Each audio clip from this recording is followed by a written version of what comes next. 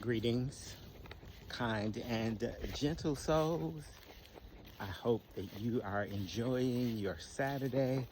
It is I, and we are here for the countdown to or of my last days in St. Vincent. This is the conclusion of a 10-month volunteer abroad program, and the final month we have to come back here to the island of St. Vincent, where we got our initial training about climate change, agriculture, education, health, and most importantly, my favorite part is community development. I have an undergraduate degree in community health education, and I started working on a master's degree in community mental health counseling. And while I was in the program, it changed to clinical mental health counseling. And so I have a master's degree in clinical mental health counseling, a field that I enjoy so very much. But my interests have been compromised as a result of participating in this volunteer abroad program. If you've been watching me, you know that one of the things that I'm working to do is become comfortable speaking on camera, speaking eloquently on camera. It takes a lot of practice. You can't think, you just have to talk. And interestingly enough, I just got off of training with John Lee. He is one of the leading thought leaders when it comes to brand development. And he was talking about not making your offer. When you talk about an offer, it's the thing that you are trying to share with your audience or with people. But he talked about the importance of not making your offer sound too smart, right? So you gotta be, when you're doing text content, you gotta misspell words. And when you're talking on camera, it's okay to, mispronounce words, because then people know that it's not artificial intelligence. So even though artificial intelligence is helping to share information quickly, learn information quickly, authenticity has become more important, because people want to know still that they're talking to a real person. And so mistakes actually in presentation are really, really valuable. And so one of the reasons why I wanted to record is that one of the things that I am really missing since I've been here, I have not had access to a washing machine and dryer. And so we're back to old school, washing your clothes by hand. I have been doing that for the last 10 months. There is no dryer, so you have to hang your clothes on the line. And so I got some clothes here. I don't know if this is going to be my last time washing, because we got another 9 days. And so look, we got Che in the background. That is one of our wonderful cooks. She is only here on the weekend.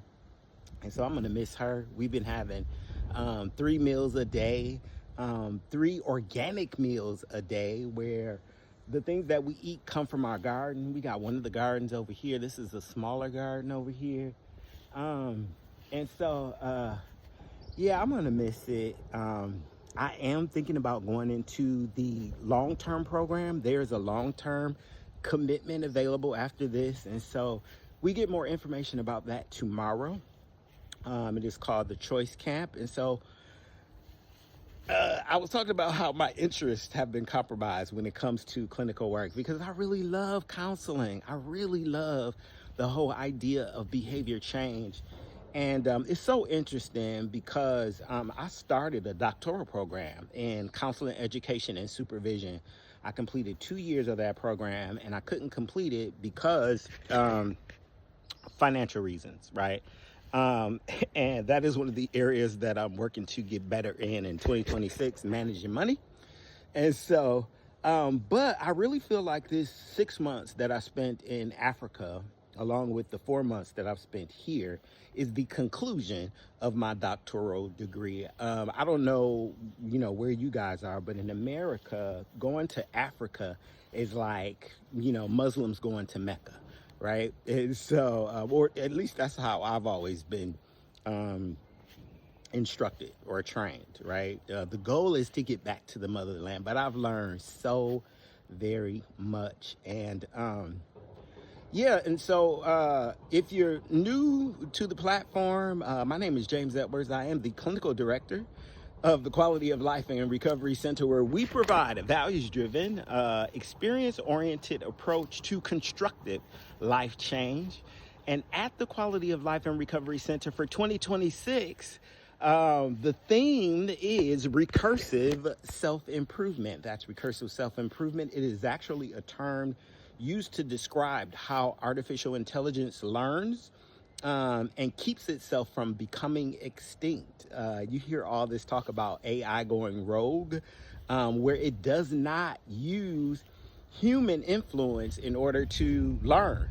And so, but we're taking that term, recursive self-improvement, and we're applying it to sustainability development, right? Some wonderful words to learn how to say, some amazing vocabulary. This is only the first month in the year, but I promise you, by the time we get to month 3, I'm gonna have all these terms down. We are using the Sustainability Development Goals. There are 17 Sustainability Development Goals. We're also using the Sustainability Consciousness Questionnaire. It's called the Sustainability Consciousness Questionnaire. 50 questions. Stay tuned, because I'm going to have an electronic version of that questionnaire available, because what we're doing is auditing businesses, schools, communities, to determine where they can improve in regards to becoming more sustainable. In the areas, there are actually 3 dimensions when it comes to sustainability consciousness. They are economy, economics, social, and environmental. Economy, economics, social, and environmental. So there are 3 dimensions. So we got a lot going on. And so as I'm listening to John Lee in this training today, talking about, not making it sound so smart, I don't know how you can dumb down the concepts within sustainability development. So I'm going to figure it out with you guys, because we're all about community here. Community and authenticity is the new currency, I think he said. Authenticity is the new currency. And so I'm excited about the remainder of the year. I hope you are too. I hope you are doing what's necessary to be kind to yourself on this Saturday. Say good things to yourself.